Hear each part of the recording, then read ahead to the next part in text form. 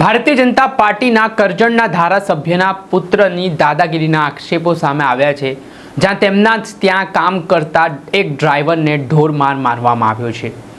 આ ડ્રાઈવર છે, તેમનો વાંક માત્ર એટલો હતો કે તેમણે પગાર વધારવા મુદ્દે ફરિયાદ કરી ને ત્યારબાદ આ મામલો બીચક્યો, જેમાં આ ઘટના બાદ આદિવાસી સમાજમાં રોષ જોવા મળી રહ્યો છે। અને આને લઈને આદિવાસી સમાજના આમ આદમી પાર્ટીના નેતા સંદીપ વસાવાએ તંત્રને 24 કલાકનું અલ્ટિમેટમ આપતા શું કહ્યું, વિગતે વાત કરીએ।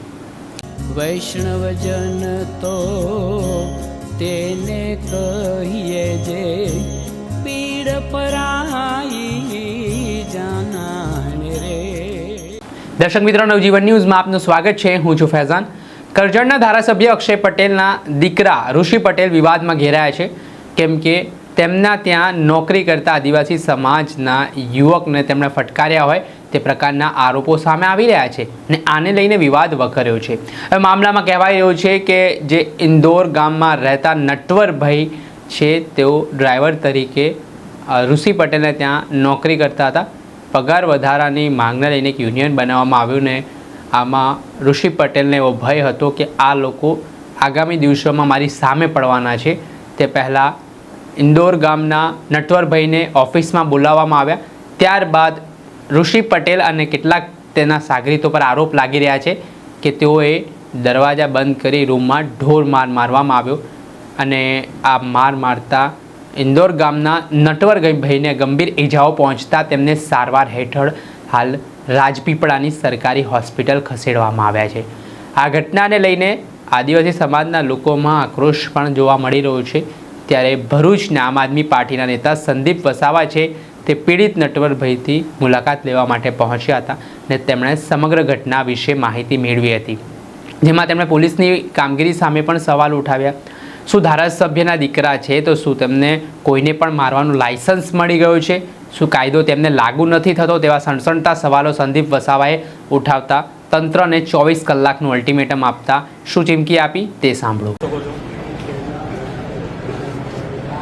આપ જોઈ શકો છો, ઝઘડિયા તાલુકાના ઇન્દોર ગામના નટવરભાઈ જીવાભાઈ વસાવા છે કે જે કરજણના ભાજપના ધારાસભ્ય અક્ષય પટેલ છે, એમનો છોકરો ઋષિ એને ત્યાં છેલ્લા 1 વર્ષથી ડ્રાઇવિંગ કરતા હતા। એમની સાથે સાથે એક ગિરીશભાઈ કરીને પણ કોણ ગામના છે। આ બંને જે ડ્રાઇવિંગ કરતા હતા એમાં આ જે અક્ષય પટેલ છે MLA, એના પુત્રએ આ લોકો કંઈક યુનિયન બનાવી અને પગાર વધારવાની માંગ કરતા હતા। એની રીસ રાખીને ગઈકાલે રાતે સાંજે એમને એમના ઓફિસ કાર્યાલય પર બોલાવી બારણા બંધ કરી, ગેટ બંધ કરી, ઘેરી અને અત્યંત ક્રૂરપૂર્વક એમને મારેલો છે।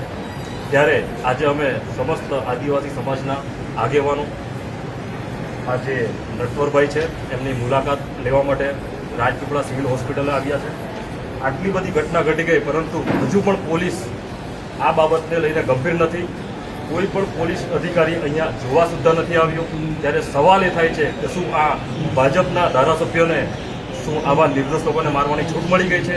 આજે પોલીસ અને ભાજપની ભાગીદારીથી જ્યારે મિલીભગતથી આવા નિર્દોષ લોકોને આવી રીતના આ ભાજપના ધારાસભ્યના પુત્રો આ રીતના મારી રહ્યા છે, ત્યારે ખરેખર દુઃખની બાબત છે કે શું ભાજપમાં જવાથી આ બધાને મારવાનું, ગરીબોને મારવાનું લાયસન્સ મળી જાય છે? અમે કોઈ પણ સંજોગોમાં આપ ચલવી લેવાના નથી। અમારી માંગણી છે કે આ અક્ષય પટેલ ધારાસભ્ય છે, એના પુત્ર ઋષિ પર અને એની સાથેના જે સ્ટાફના મિત્રો છે એમને જે આ કૃત્ય કર્યું છે એમના પર ફરિયાદ દાખલ થવી જોઈએ। એટ્રોસિટી એક્ટ મુજબ ફરિયાદ દાખલ થવી જોઈએ અને 24 કલાકમાં આ લોકોની ધરપકડ થવી જોઈએ। જો 24 કલાકમાં અમની પર કોઈ કાર્યવાહી પોલીસ દ્વારા કરવામાં નથી આવતી, એટ્રોસિટી એક્ટ મુજબ FIR નથી કરવામાં આવતી, તો સમગ્ર આદિવાસી સમાજ આ બાબતે આંદોલન કરશે અને આમાં ઘટતું બધું જ કરશે। કારણ કે આ એ જ લોકો છે કે જે નર્મદા નદીને ખોતરીને ખાઈ ગયા છે। આજે તમે અક્ષય પટેલનો જે પુત્ર છે ઋષિ, એની દાદાગીરી એટલી બધી વધી ગઈ છે કે 2 મહિના પહેલાં પણ ભરૂચ ખાણ ખનીજના અધિકારીઓ સાથે એને દાદાગીરી કરી હતી। ઓવરલોડ ભરેલી જે ગાડીઓ હતી એ રેતીની ગાડીઓ ખાલી કરીને આ લોકો ભાગી ગયા હતા અને અધિકારીઓને પણ દબડાવ્યા હતા। ત્યાર પછી ગયા વર્ષે નાના વાસણાના સરપંચ સાથે પણ આ લોકોએ ઝઘડો કર્યો હતો, એમના એ બાબતમાં પણ એમના પર ફરિયાદ થઈ છે. આવી ઘણી બધી ફરિયાદો આ લોકો પર થઈ છે, પરંતુ ભાજપના વોશિંગ મશીનમાં જઈ અને આ લોકો એકદમ ક્લિયર થઈ જાય છે. પરંતુ અમે હવે કોઈ પણ સંજોગોમાં સાથી લેવાના નથી. આના માટે અમે રાજકીય આગેવાનો જે સમાજના છે એમને પણ આહવાન કરીએ છીએ કે આવો બધા આપણે આપણા સમાજ સાથે ક્યાં સુધી આવી દુર્દશા આપણે સહન કરતા રહીશું. હવે આપણે સહેવાનું નથી. જો 24 કલાકમાં ગિરીશભાઈ અને આ જે આપણા નટવરભાઈ છે એમને ન્યાય નહીં મળે તો આ સમગ્ર આદિવાસી સમાજને અમે આહવાન કરીએ છીએ કે આવો બધા એક થાવ અને આ જે ગુનેગારો છે ભાજપના એમને જેલના પાછળ ધકેલવા માટે આપણે બનતા બધા જ પ્રયત્નો કરીએ, જેથી આવનાર દિવસોમાં બીજો કોઈ આદિવાસી યુવાન કે આદિવાસી ભાઈ આવી ઘટનાનો ભોગ ન બને. જય જોહાર, જય આદિવાસી. આપણે સાંભળ્યા હતા આદિવાસી નેતા સંદીપ વસાવા. તેઓએ નટવરભાઈની મુલાકાત બાદ 24 કલાકનું અલ્ટિમેટમ પોલીસને આપ્યું છે અને આ મામલે આરોપીઓ સામે ફરિયાદ નહીં નોંધાય, ધરપકડ નહીં થાય તો ઉગ્ર આંદોલનની પણ ચીમકી તેમના દ્વારા ઉચ્ચારવામાં આવી છે. ત્યારે જોવાનું રહ્યું કે સ્થાનિક પોલીસ કઈ રીતની કાર્યવાહી કરે છે. ખરેખર કાયદો સૌના માટે સમાન છે ને જે આક્ષેપો ધારાસભ્ય અક્ષય પટેલના દીકરા ઋષિ પટેલ પર લાગી રહ્યા છે તે મુજબ હવે પોલીસ કેટલી હિંમત દેખાડે છે. સામાન્ય રીતે જે ગરીબ મધ્યમ વર્ગના લોકો હોય તેમના પર તો પોલીસ કાર્યવાહી કરીને શૌર્યતાવાળી વાત કરતી હોય છે. સભ્યના દીકરાએ જો કાયદાનો ભંગ કર્યો છે, કાયદો હાથમાં લીધો છે, તો તેમની શાન ઠેકાણે લાવવા માટે શું પગલાં લે છે તે જોવું રહ્યું. દર્શક મિત્રો, આવા જ નવા વિડીયો સાથે આપણે માહિતગાર કરતા રહીશું. આવા અપડેટેડ વિડીયો આપણા સુધી પહોંચાડતા રહીશું. એટલે તમારી નવજીવન ન્યૂઝની ચેનલને લાઇક કરી લો, સબસ્ક્રાઇબ કરી લો અને વધુમાં વધુ શેર કરો.